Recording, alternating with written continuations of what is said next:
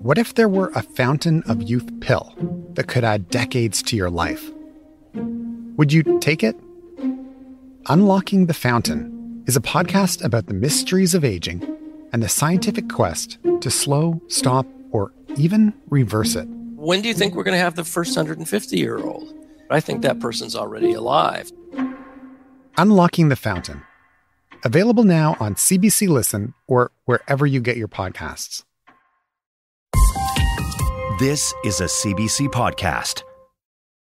I'm Rachel Giza, in for Brent Bambury. This is Day 6. We've been asking for a plan for rapid testing since last year. Infection rates in schools have been on their way up. This is a building full of unvaccinated children. We need all hands on deck right now. Every tool in the toolbox. It's a peace of mind, you know?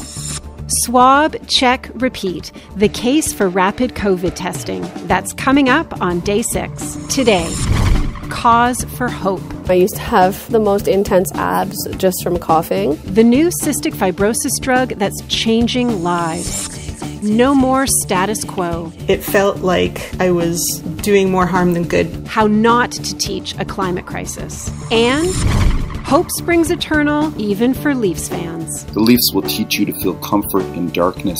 How to love a team that won't love you back. All today on Day 6. The Deja Vu All Over Again edition. So I actually have a bunch of parents coming by tomorrow morning. So tonight I'll be counting out swabs and test devices and packaging up test tubes. That's Betty Zoe speaking to As It Happens earlier this week. She helps run a volunteer program at her child's school in Toronto, giving out rapid COVID test kits. The program is open to any student at the school as well as their siblings. And we're asking parents to test their kids twice a week to make sure that, we're sending our kids to school without COVID to the best of our knowledge. They get the test kits for free through a COVID screening program based in nearby Kitchener-Waterloo. You get results within 15 minutes, so it's really, really fast and it's really easy to read. It looks just like a pregnancy test. So if there's one line, it means it's negative. If there's two lines, it means it's positive. As you might imagine, the kits are popular, especially among parents with kids too young to be vaccinated. In fact, Betty Zoe and her fellow volunteers are attracting attention from parents at other schools. We've had so many emails from other parents, both within our local community, as well as other places in Ontario, Guelph, Etobicoke, even as far away as Saskatoon and Surrey, BC. And that's the thing. Across the country, most schools don't have anything like this, and provincial governments haven't exactly been rushing in to provide it. This week, Nova Scotia announced a pilot program to send rapid COVID tests to parents with school-age kids under 12.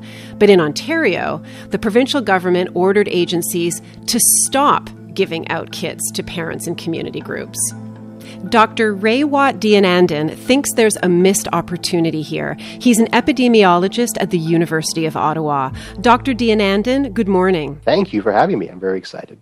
So tell me, how useful could these rapid antigen COVID tests be at this moment in the pandemic? Wow, I think it could be really impactful right now. Probably now more so than ever before because people have a better understanding of the tests and of the risks.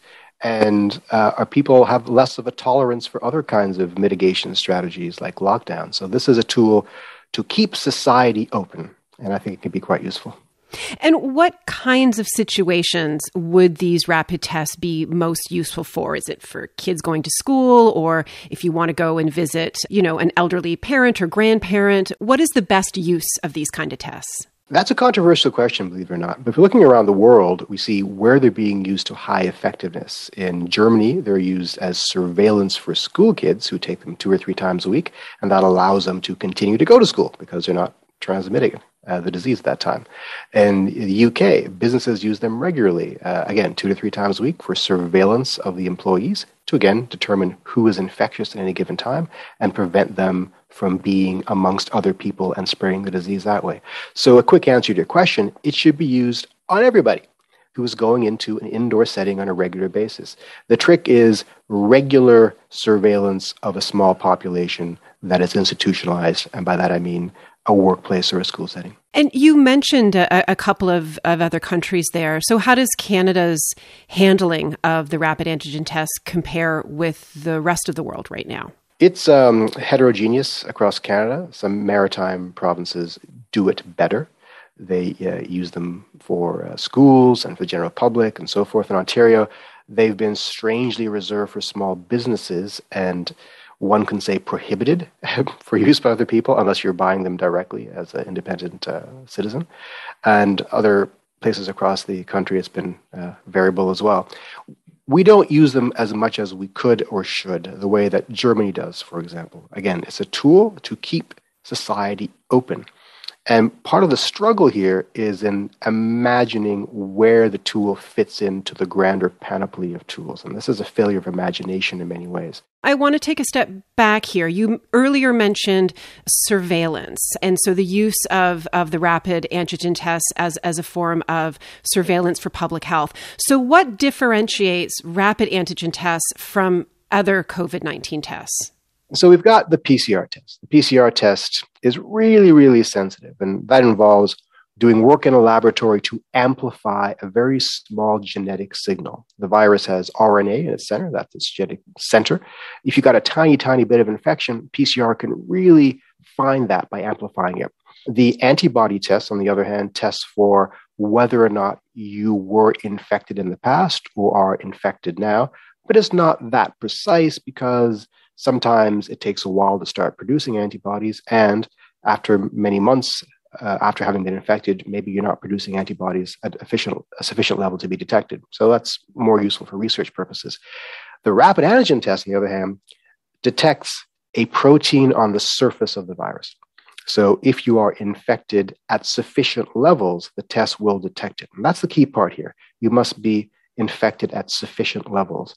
And the assumption is that if you're infected at sufficient levels, then you're infectious.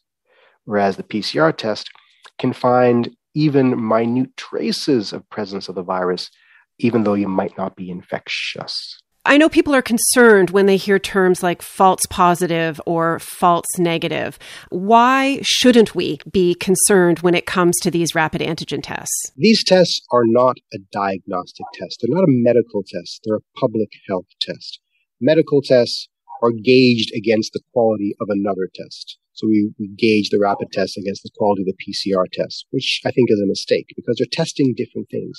The PCR test is testing for the existence of the virus in your body, the presence of minute fragments of RNA. The rapid antigen test is testing for, are you infectious at that given moment? So a false negative is just saying that you test negative on the rapid antigen test, meaning you're not infectious, but you've actually got maybe some virus in you. Okay, we don't care about that from a public health perspective because you're not infectious. We can let you go about your business on this day and test you again tomorrow. And a false positive, well, that means we think you're infectious, but you're probably not. Okay, that's fine too. We'll just restrict you on this day and test you again tomorrow.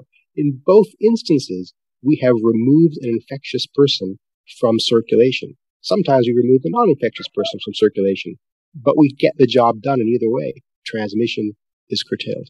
So considering the rising case counts in Alberta, Saskatchewan, and New Brunswick, would it help those situations to make rapid antigen tests more available? Yes. Michael Mina at Harvard, epidemiologist at Harvard, wrote a very important op-ed at the New York Times back in December when he was saying this is the single best tool to control transmission until the crisis is over. And he's right. Imagine empowering everybody in the province with access to rapid tests that they can take at home. And they test themselves every day or every second day before they leave the house. And if you're positive, hey, you don't go anywhere, stay home. And you don't go out until you test negative again. Suddenly, you empower the citizens to control their actions, and you don't need public health doing the heavy lifting all the time. So allowing the people to make more decisions about their personal autonomy and movement and relying upon them to be responsible to that extent, I think would be a game changer. And you don't need everybody to be responsible. You just need enough people. And speaking about empowering citizens, public school kids in Nova Scotia can now get access to these tests, but that's still an exception, not the rule. As a medical professional, what are your thoughts about local community members and parents having to hand out the rapid antigen testing kits on their own? That's frustrating. This is the job for government. And we've seen a problem like this throughout this pandemic, whether it's access to masks, access to PPE, now it's access to rapid antigen testing. And we've had vax hunters, heroic people finding access to vaccines for people who can't find them. And this really should be the job of government. But there's also democracy in action. When the state cannot provide the needed assets, people step up and get it done. And hopefully there is a trigger, a signal that government is listening to, saying, well, this is something that people are demanding, so we should take it more seriously. I'm sympathetic to government because they're looking at the data and I think drawing the wrong conclusions from it. But they'll come around eventually like they did with mask wearing. Dr. Deyanandan, thank you so much for helping me make sense of all of this. I appreciate your time. Oh, it's my pleasure. Thank you. Dr. Rewat Deyanandan is an epidemiologist at the University of Ottawa. Here are some other stories we're keeping an eye on this weekend. Now that Alberta is experiencing the most intense pressure on our health system during COVID, we appreciate reciprocal offers of assistance from other provinces and the federal government. Alberta will be getting help to staff its overstretched hospitals. The Canadian Armed Forces, the Canadian Red Cross, and the province of Newfoundland and Labrador will all be sending medical staff. Alberta set records this week for hospitalizations and ICU beds occupied by COVID patients. Saskatchewan and New Brunswick both set single-day records for new COVID cases. And new case counts spiked this week in Nova Scotia and Newfoundland. And again, anything that's to do with my status, vaccination, I'm just going to keep that private. It's a personal matter, so I'm going to keep it personal and private. The NBA says unvaccinated players who don't comply with local vaccine mandates won't be paid for missed games. That means Golden State's Andrew Wiggins and Brooklyn's Kyrie Irving could be out a lot of money. Both players have refused to disclose their vaccination status, and unless they can show proof of vaccination, they won't be allowed to play home games. The NBA's regular season begins on October 19th. On Thursday, Canada marked its first ever National Day for Truth and Reconciliation.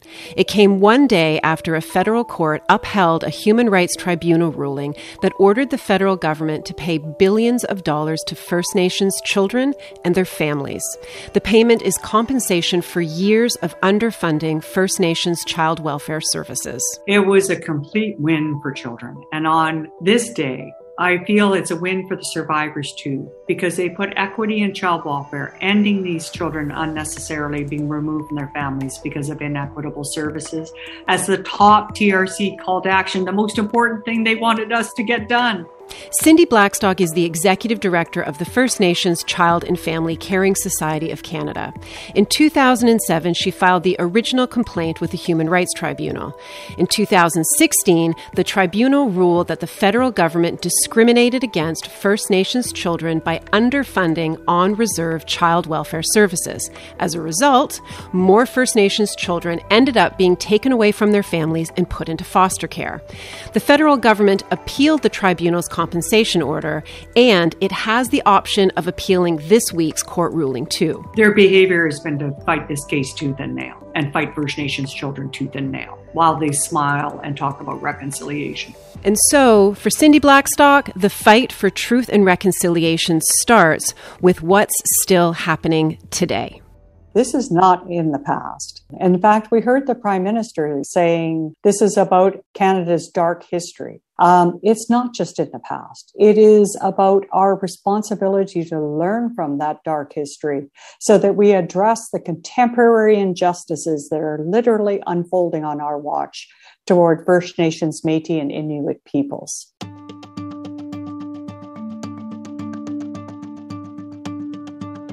When the last residential school closed in 1996, some people thought, oh, well, at least that's over with. But what they didn't track is the ongoing separation of First Nations children from their families that is happening even up until today. There are more First Nations children in child welfare care today than there was at the height of residential schools.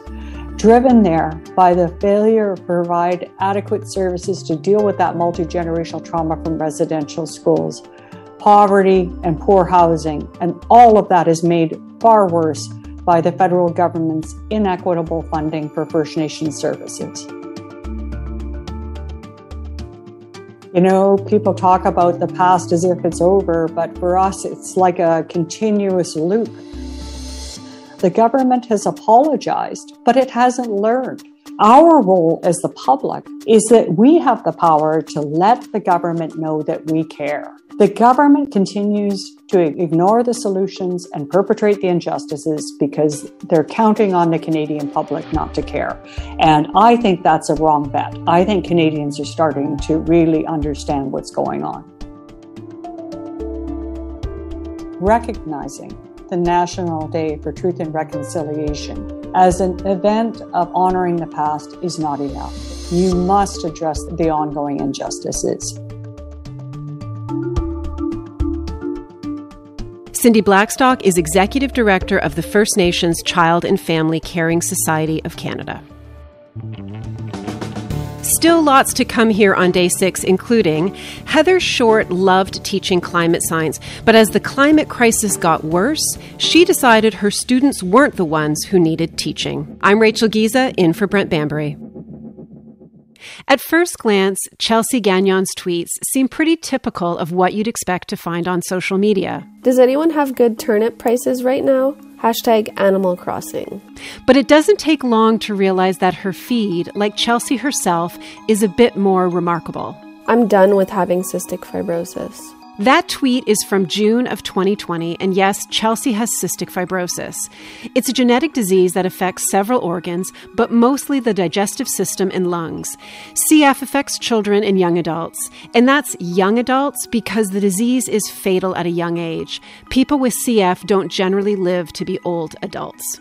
When she was born, Chelsea's life expectancy was into her 20s. She beat the odds. Good morning, world. It's my 32nd birthday. I'm not dead yet. Yeah, she has a sense of humor too. But over the past year, Chelsea's health deteriorated.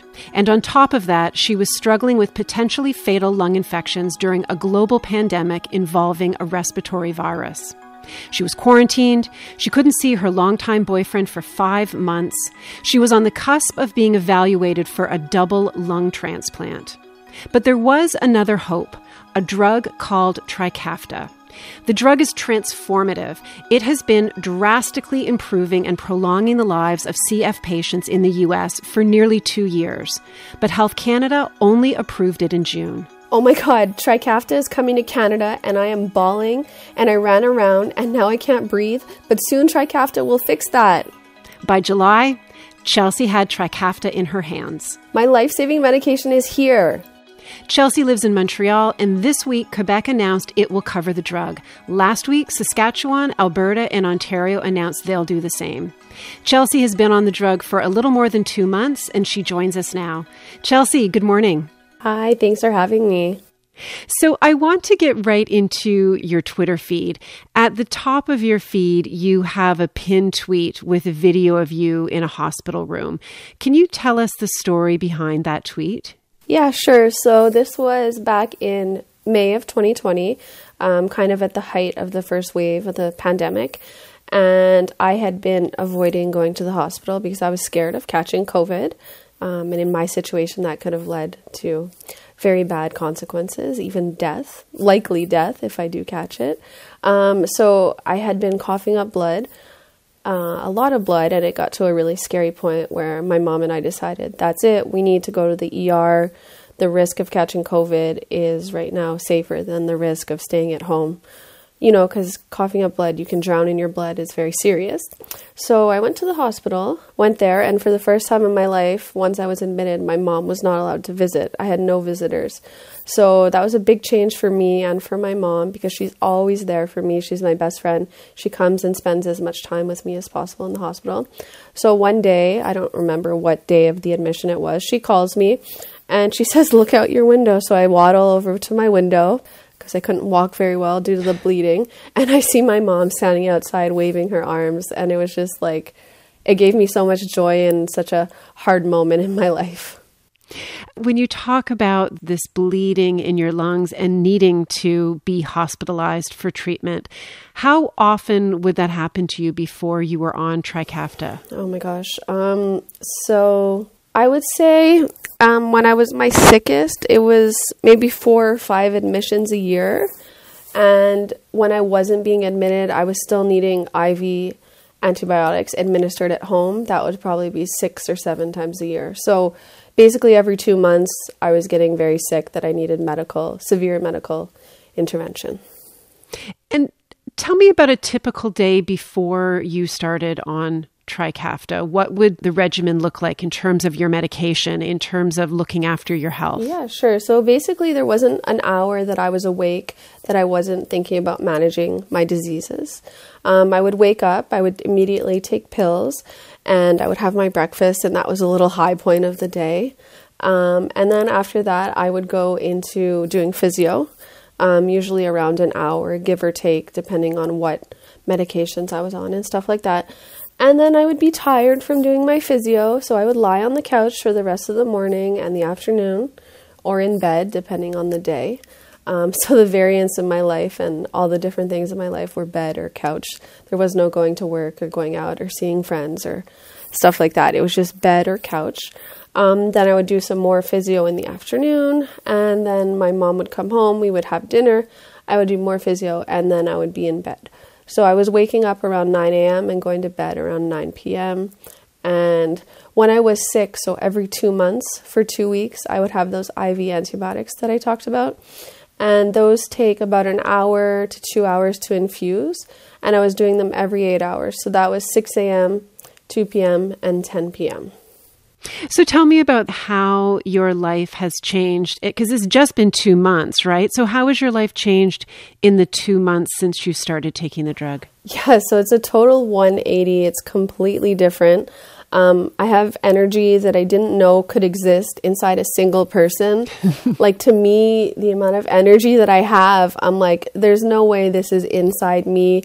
And I kind of make a joke. I'm like, I don't know if healthy people have always had this amount of energy. Like, why aren't they climbing Mount Everest every day or going to space? Because it's just hard for me to, like, understand. But aside from the energy, which is obviously very nice, I'm not lying on the couch all the time. I no longer cough, really. I used to cough all the time. I used to have the most intense abs just from coughing. I haven't gotten sick yet, but it's early. But a lot of Americans who've been on the medication for 2 years, they rarely need IV antibiotics anymore. They're always healthy, no more exacerbations. I've put on some weight because my body is no longer fighting infections all the time, and it can use those calories, to build up a strong body. What else? I mean, obviously I don't cough blood anymore, so that was probably the most immediate thing I noticed, is that I went from not being able to walk around, like I was just walking around my house and that was it, to I started taking small walks again, and now I can do like long walks, and I've even started exercising again. And at exercise, when I used to exercise, I used to cough continuously and have to take extremely long breaks and be struggling and gasping for breath. And now it feels like a whole new body, like as if they took my head and put it on a new body, because when I exercise, I have so much capacity for air and capacity to keep going. It feels unreal. It doesn't feel like me. So I'm just getting my head around this. You've been dealing with this your whole life, and as you said, it's progressive. So every day you've had to live with the thought that the next time you get sick, it could be fatal. You were looking at the possibility of a lung transplant. So what does it mean now for your life, now that you're in this new place? What do you dream about for the future? What does this mean for the kinds of plans you can make? So obviously it's really exciting. Growing up, and even in the last few years as my condition deteriorated, I never thought that I would have a future, that I would be able to live long enough to get married or have kids or buy a house of my own. So now it's like a flood of all these possibilities coming into my mind, and it's quite overwhelming. I get asked all the time now if I'm going to get married with my long-term boyfriend of basically 8 years. And I'm like, guys, I honestly never thought that I would be able to get married, that I would make it this far. So for me, it's a very happy feeling, a lot of joy, but also unknown territory because I haven't ever thought about this. Like every little girl or every person who wants to get married kind of dreams of it at a young age, but I never did that. So now I'm like, okay, take a breath now that you can take a breath and you have all these possibilities coming up. So I look forward to waking up every day because I know that I'm going to feel good and I know that there's so many possibilities and I just enjoy everything a little bit more.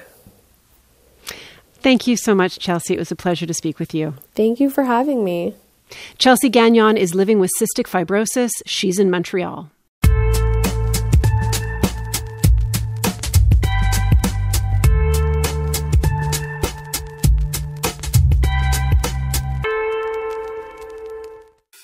It's like telling an 18-year-old that they have cancer. We can probably do something about it, but not sure if we feel like it. See you later. Off you go. Good luck with that. That's the sort of emotional impact that a student, if they're paying attention and understand the science, is going to feel. Heather Short has had a lot of conversations with students over the years. And to be clear, the science she's talking about here is climate change. Until recently, Heather was a tenured professor in Montreal. Climate science was her main subject. She taught it for nearly 15 years and she liked doing it. But over time, as the urgency of the climate crisis became more pronounced, she started to worry about how her lessons were affecting her students' mental health. Knowing the idea that this is our last chance to kind of literally save the world. It's one of those feelings where you're like, I know I'm not more educated than everyone here, but does no one see how wrong this is? Heather Short says she was hearing those kinds of messages in her classroom all the time, and it left her feeling like the education system she was a part of just wasn't set up to support students for the future they were learning about. So she quit her job.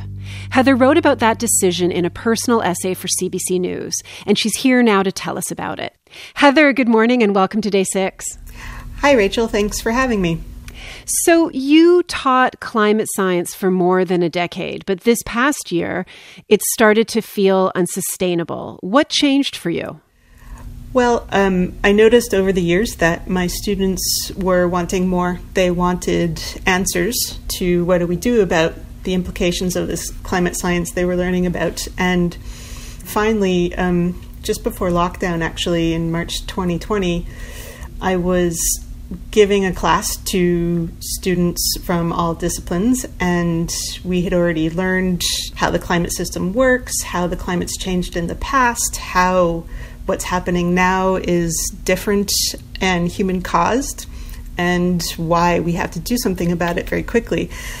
And this was supposed to be sort of the pep talk where I say, we can still do this, we have time to turn this around. But a student raised her hand in the back of the class and said, but we're not going to do it, are we? And it was more of a statement really than a question. And I looked around the room and saw my other students and could tell they agreed with her. So it felt like I was doing more harm than good because they were leaving my classroom and going into a world that was still training them for business as usual, whereas what they were learning in my class was really climate reality, and the two didn't really mix. Well, and we just heard you liken this experience to telling an 18-year-old that they have cancer and then sending them out the door with a shrug. As an educator, what did that feel like for you? Well, it felt like I wasn't doing my job well enough because it seemed like they needed a lot more from the educational institution and really from the adults in their lives than I could provide for them. It sounds almost like you were burning out. Oh, I would say absolutely. I did burn out. And I found myself in a similar situation to my students because they didn't really have the support they needed outside of the classroom from learning about our present climate breakdown. I didn't have that support as an educator either. So my peers are all very nice people. Everyone's well-intentioned. It's just that we are, I think, in our present socioeconomic system, in collective denial, really, about what needs to happen and about the scale and the magnitude of the changes that are coming. So to me, it was almost crazy making, really, living in climate reality world and then going into the hallway and the rest of my college campus into a totally different reality. You ultimately left your job over this. Before you did that, you did go to your college with a proposal. If you could give us a broad sense, what was your pitch? So having taken some time off from teaching, I came up with a proposal for a climate literacy specialist to do trainings that would give all of the adults at the college a basic understanding of how the climate system works, how it's worked in the past, how what's happening right now is different, and how we can actually do something about it and what those things are. And that's what I mean by basic climate literacy. So my plan after educating my peers about basic climate literacy was to come up with a cohesive, comprehensive plan to streamline climate education and come up with standards that could and should be taught throughout a student's education. And what you're talking about here is a fairly profound change in how education systems take up this issue. How optimistic were you that your employer would go for that? I was not optimistic at all, really. I rather expected them to say thanks, but no thanks. Institutions are hard to change, and they're slow to change. And what I'd really like to impress on people is that we don't really have that luxury anymore. We must, if we're going to do our best for our students and for the younger generations, respond very quickly and listen to the best available science so that we can adapt our educational systems and our institutions to prepare our students for the massive changes that are coming ahead, whether we manage to reduce CO2 emissions in line with the Paris Climate Accord. Either way, their future is going to be extraordinarily different from the ones that we all grew up with thinking that we would have. And we're using an educational system that is too old to address that. You talk about the well-being of your students, and it's clear how deeply you care about them and their experience of this reality of climate change. Did you ever feel like you had an obligation to them to stay teaching?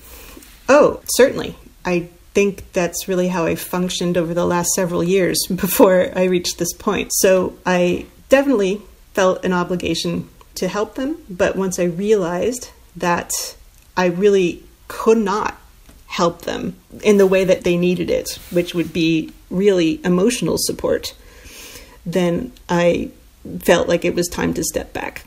This is hitting very close to home. I'm the parent of an 18-year-old, so the same age as your students. And I'm sure there are other parents listening and other educators who do similar work who are listening. How do you want us or them to think about the conversations that they're having right now with the young people in their lives?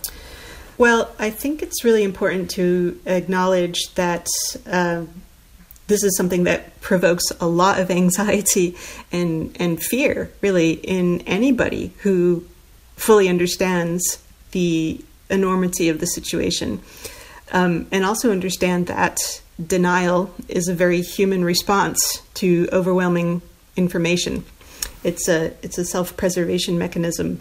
So I would like to encourage people to be honest, be open, and say, look, I'm really sorry. We didn't grow up knowing about this, but now that I know about this, I'm going to do whatever I can to try to help you figure out how to have not just an existence in the future, but to actually have a good life in the future. And there's lots of ways that we can do that, primarily by building community.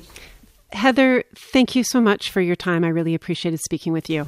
It was a pleasure. Heather Short was a professor of geosciences at John Abbott College in Montreal. If you'd like to read her essay about her decision to quit that job, go to cbc.ca/day6. Still lots to come here on day 6, including the NHL preseason opened this week and hope springs eternal. Dave Bedini's letter to a young Leafs fan is coming up. Loving the Leafs is hard. It's not for everyone. I'm Rachel Giza, in for Brent Bambury. You know your smart, funny friends who always seem to have the best celebrity gossip? I'm talking about the ones who always know what you should be watching or reading or listening to. Well, what if you could pick their brains every week? Pop Chat is a brand new podcast that does exactly that and feels like spending time with your best friends. So join me, Alameen Abdul-Mahmoud, and a panel of the smartest culture critics that I know as we dissect the discourse, but also have a great time doing it. I'm Rachel Giza, in for Brent Bambury. You're listening to Day 6 on CBC Radio 1. We're on PRX. Live stream us on the CBC Listen app, and we're online at cbc.ca/day6. In the German elections, the centre-left has narrowly won against Angela Merkel's party. Each now claims the right to try to form a government. Whoever is successful will become Germany's next chancellor. Germany entered a new era this week. After 16 years as chancellor, Angela Merkel is preparing to leave office. Merkel was called the moral center of the world for her handling of the Syrian refugee crisis. And soon it will be up to a new chancellor to make similar decisions on Afghanistan. Germany has promised to take in close to 3,000 Afghan refugees. For some, their first stop is something called an anchor center. Think of it as a migratory limbo, a place where asylum seekers wait to hear if they can stay. But they're controversial. Some call them efficient, others call them prison camps. The CBC's Vanessa Greco got rare access to one of these anchor centers, and she'll take us on a tour. This is my home. This is my children. We use only this room for everything. My daughter was very, very afraid, and she doesn't want to sleep in a room alone. Syed Habib Husseini hasn't been sleeping well. Most nights he's jolted awake by the sound of his daughter screaming. Her nightmares started when they left Afghanistan. We were unable to relax here because of the situation in Kabul airport. She was shocked. When the Taliban seized Kabul, Syed knew they had to leave. He worked for the German military and even taught the language. He slips into it naturally as he tells me his story. The day the Taliban took over, I was teaching a class until 10 a.m. We started to hear noises outside. Panic. Chaos. That's when I knew it was happening. I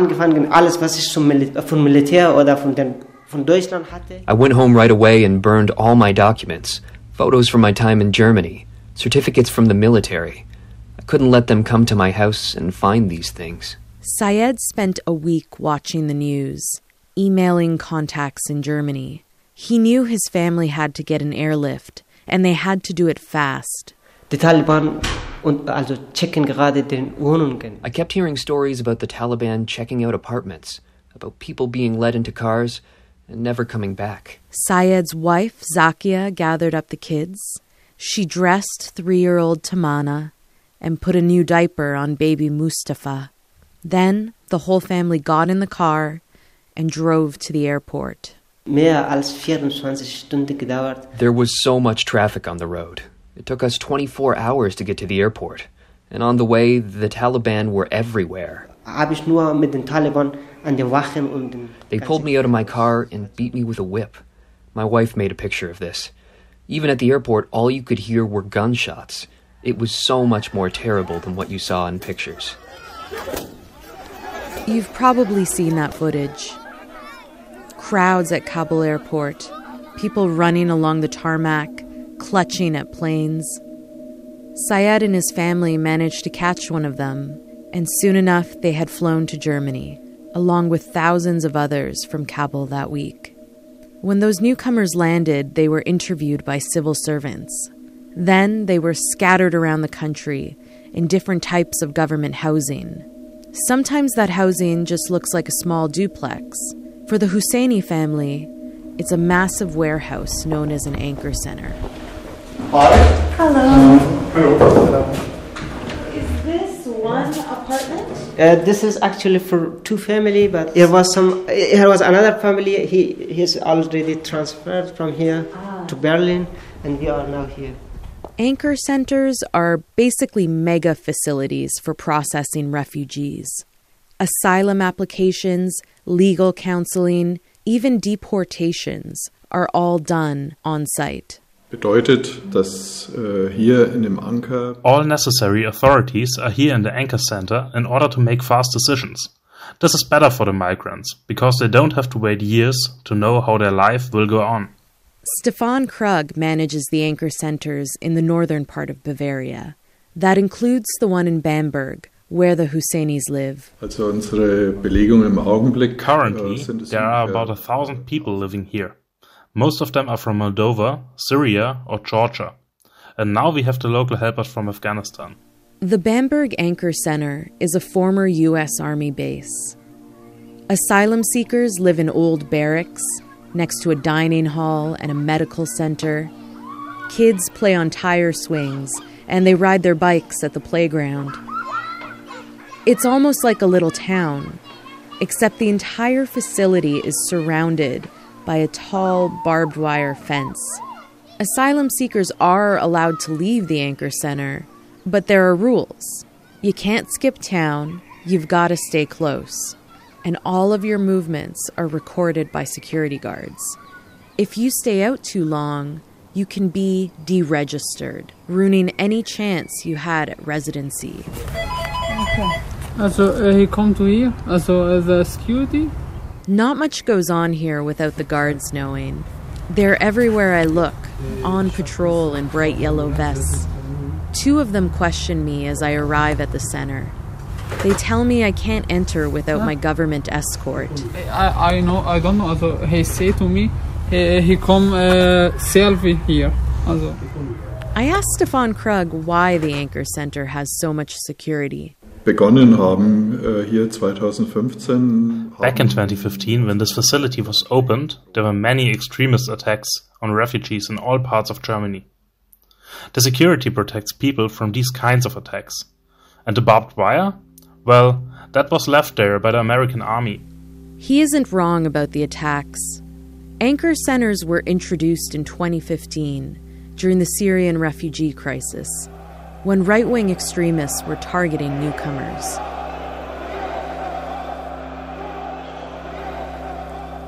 But curiously, the politician who came up with Anchor Centers is pretty tough on immigration, a towering Bavarian by the name of Horst Seehofer. He was Merkel's interior minister, and the two clashed a lot. He publicly criticized her for throwing the borders open, and questioned how Germany would keep up with her rivals. Erstens bin ich immer dafür, dass man sich als Politiker zu solchen Dingen erst einlässt. Using what some call beer tent charisma, Seehofer convinced 3 German states to build dozens of anchor centers. Protests against them started right away. Morning, afternoon, evening. Look at what we are eating. Every day the police come for me to return. I don't sleep. That is not good. Complaints rolled in about violence at these centers, fights between migrants and the guards watching over them. Some migrants felt scared, like they were in prison. Others said they were held longer than 18 months, the recommended maximum. There's no privacy, a lot of security, fences, and what the government says is to protect people, but for us it's more like nobody gets out and nobody gets in. And there are a lot of people inside the security who are racist themselves. Franziska Sauer is with the Bavarian Refugee Council. Along with Amnesty International and Caritas, they're one of 60 NGOs who want to abolish anchor centers. So we think it would be better if people got the chance to have their own housings from the beginning on, to have better chance to just settle A few years ago, the Bavarian Refugee Council started a hotline called Anchor Watch. It allows migrants to submit anonymous stories from the anchor centers. We've voiced some of the transcripts.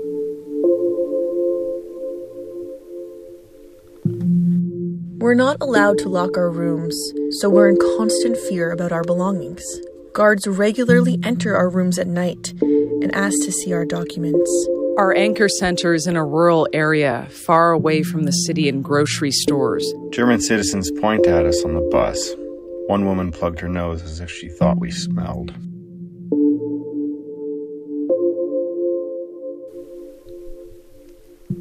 When I'm inside the Bamberg Anchor Center, it's hard to talk to residents. Guards are always around, and so is my government escort.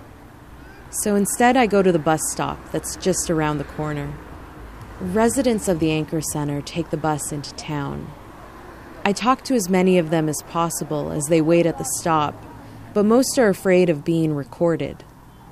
Sure, they don't like the center, they tell me, but they're scared that going on the record is going to hurt their asylum application. Back at the Anchor Center, Syed Habib Husseini walks his daughter to the playground. In Afghanistan, he had relatives and friends to help him babysit, but that network is gone now. We started to make a good life in Kabul for ourselves, for our children, but everything destroyed, and we are now here in Germany. Having worked for the German military, Syed is confident he'll get to stay. His family was even asked to make a wish list of where they'd like to live. Their first choice was the city of Essen, by the way. All they can do now is wait for someone to call and say, it's happening. I hope that I can make a good future for my children here in Germany. 4 weeks ago, close to 100 Afghan refugees lived in the Bamberg Anchor Center. Now Syed and his family are some of the only ones left. He says it's hard to be in limbo, but it's better than nothing. We don't know anything about our future. What will happen? We only wait, and we expect that everything will be fine here in Germany. We are very happy to be here. Of course, we don't think about anything now. To be in safety, it is different from what we experience in Kabul. The CBC's Vanessa Greco in southern Germany. If you want to see photos from the Anchor Center she visited, go to cbc.ca/day6.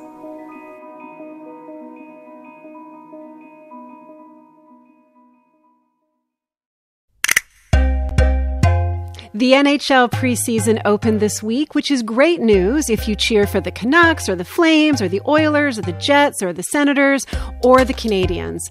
But it's a little more complicated for Toronto Maple Leafs fans. In June, the Leafs fell to Montreal in Game 7 of the first round of the playoffs, and Leafs fans took it hard. Which is weird because this has happened before a lot, like every year since 1967.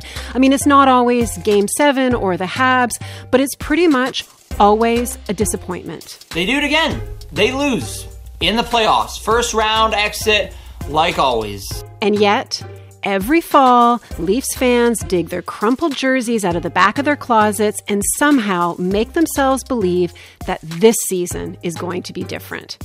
Back in June, we asked lifelong Leafs fan Dave Bedini to offer some solace to young Leafs fans going through it all for the first time.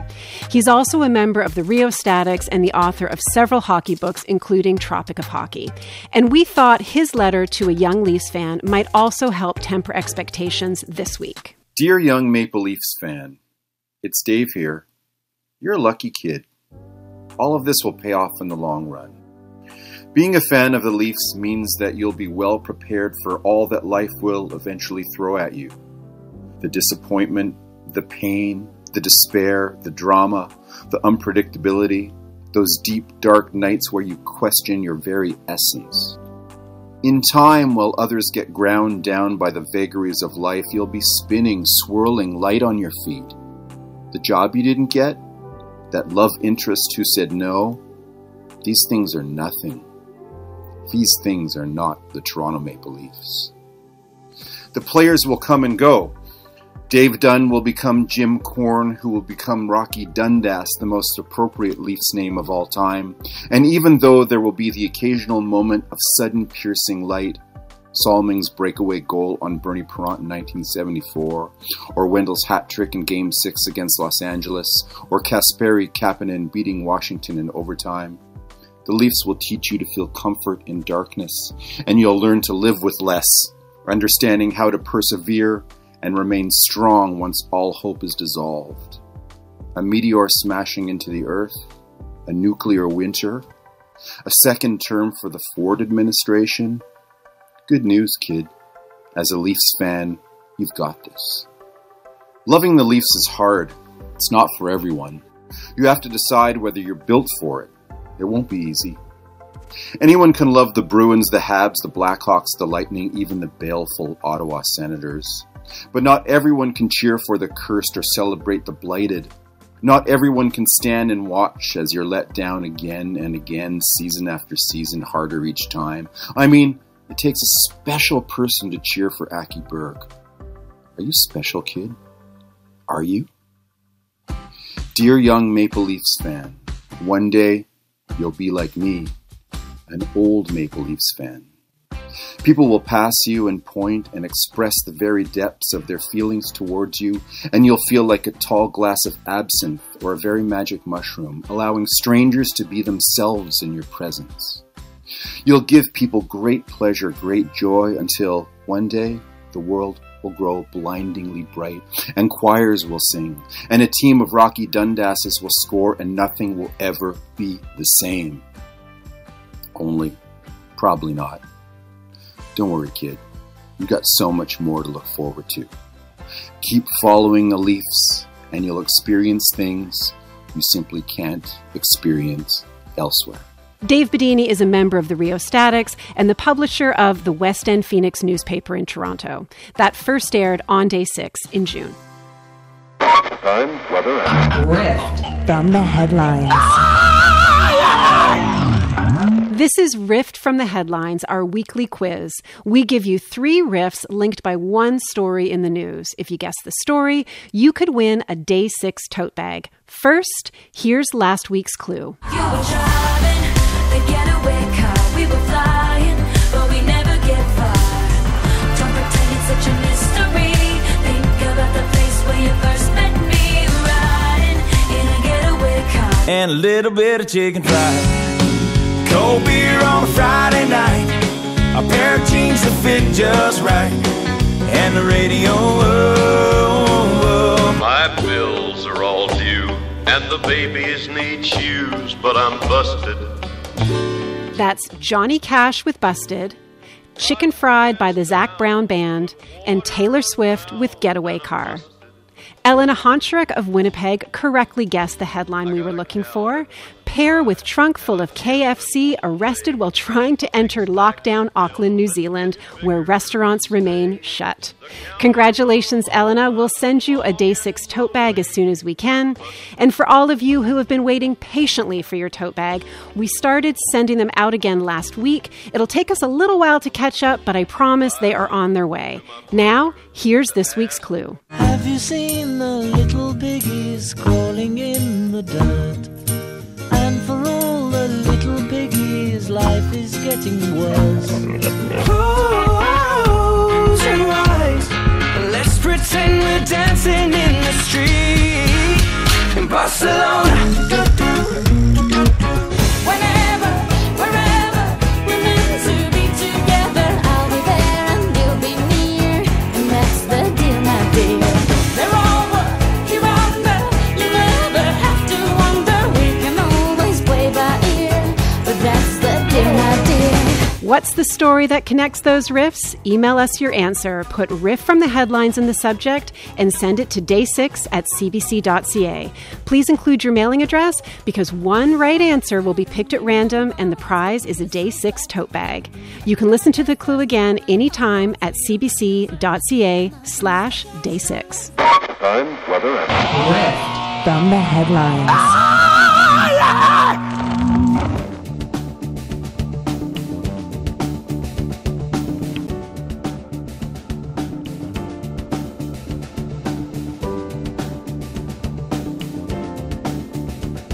And that's it for our show this week.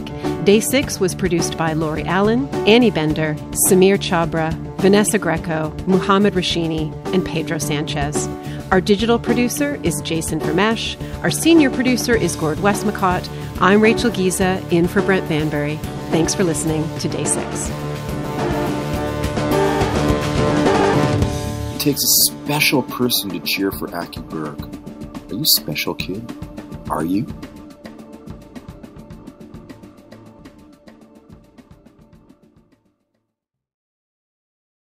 For more CBC podcasts, go to cbc.ca/podcasts.